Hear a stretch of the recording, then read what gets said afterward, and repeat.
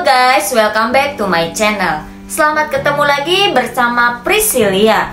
Sebelum menonton, jangan lupa di like dan subscribe dulu, oke guys?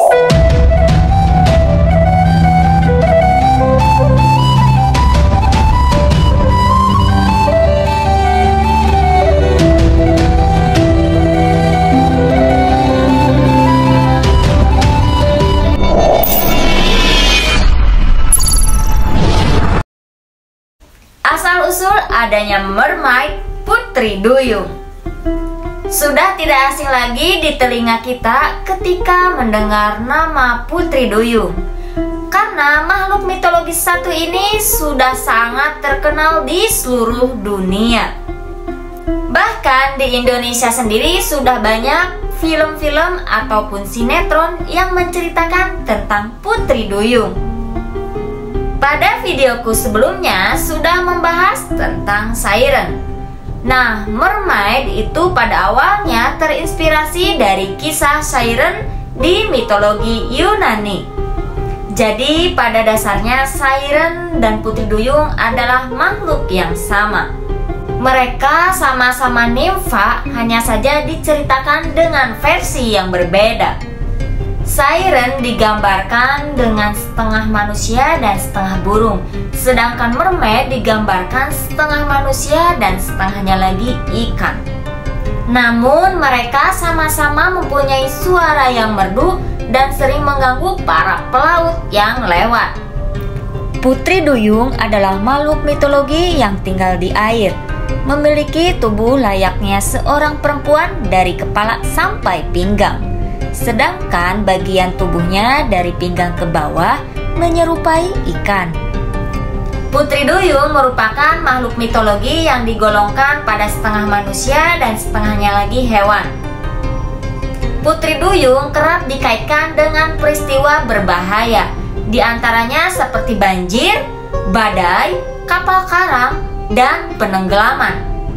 Pada tradisi lainnya, atau terkadang dalam tradisi yang sama, Putri Duyung digambarkan memiliki sifat baik dan pemurah, menganugerahkan hadiah atau jatuh cinta pada manusia.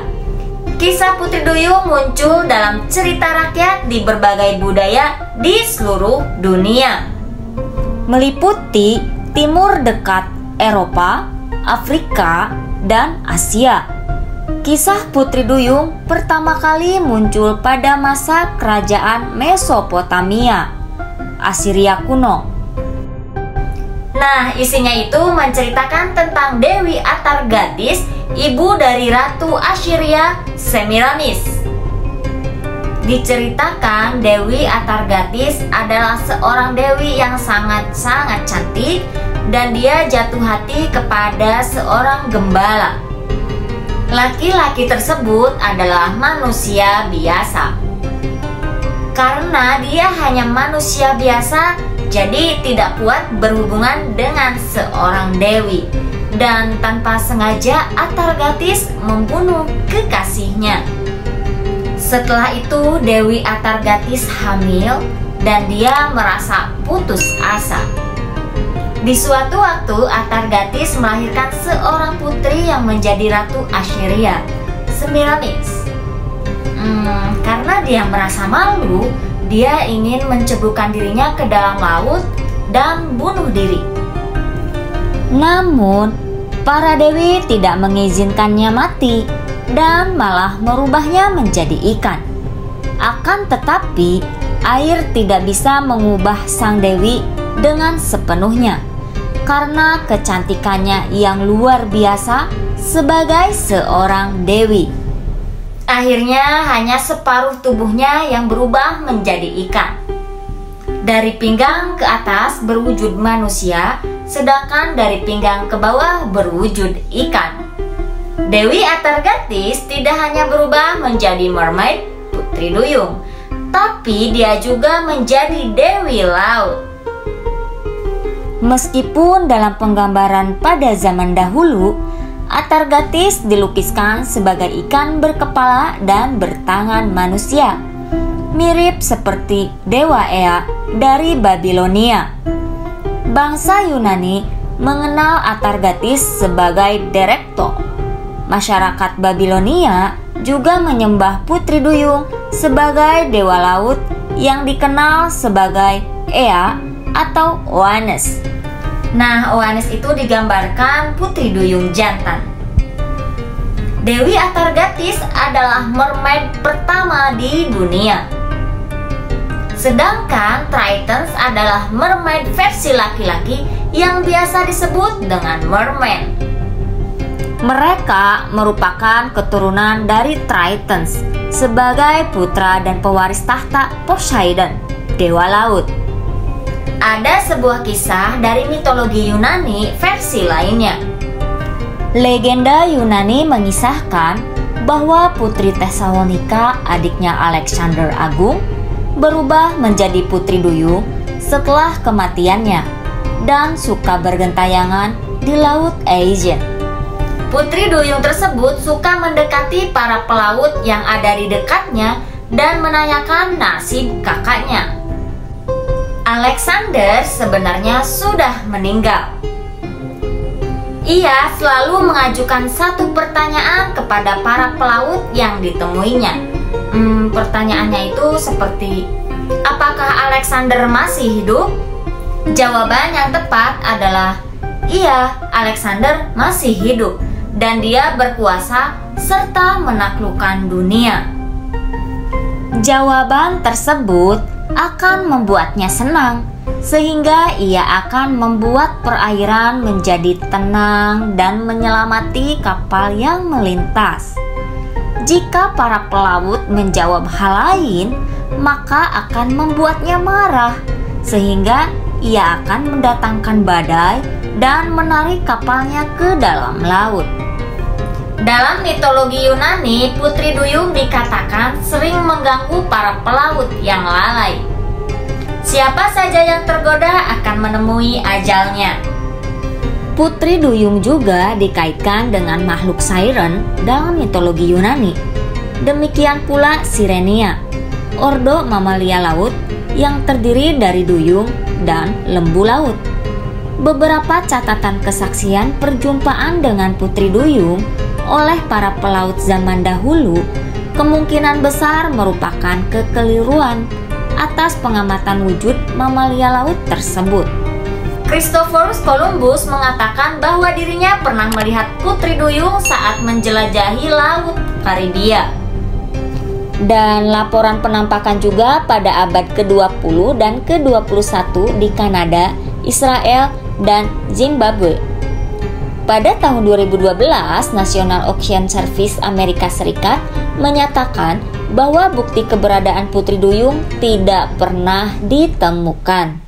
Putri Duyung juga menjadi salah satu subjek yang populer dalam bidang seni dan sastra pada abad modern ini. Contohnya dalam karya Hans Christian Andersen yang terkenal. Judulnya itu The Little Mermaid pada tahun 1836. Karya sastra tersebut telah berulang kali diadaptasi sebagai opera, lukisan, buku, film, dan komik. Beberapa makhluk legendaris yang karakternya itu mirip dengan Putri Duyung juga ditemukan di beberapa negara. Di antaranya yaitu yang pertama Mamiwata di Afrika Barat dan Tengah. Sebagian besar kisah tentang bagaimana Mamiwata atau Mabamutu menjadi simbol utama dewa air berasal dari kepercayaan pada roh air. Roh-roh ini sering disebut dengan antek atau tentara, di mana mereka akan menculik, menipu nelayan dan pelaut untuk dikorbankan. Selanjutnya yang kedua adalah Rusalki atau Rusalka dari Rusia dan Ukraina. Yang ketiga yaitu Mero dari Irlandia dan Skotlandia. Dan yang keempat adalah Okeanid, Nereid, Nymphs air, dan Naiad dari Yunani. Cerita rakyat Eropa juga mengenal makhluk yang wujudnya itu mirip dengan Putri Duyung.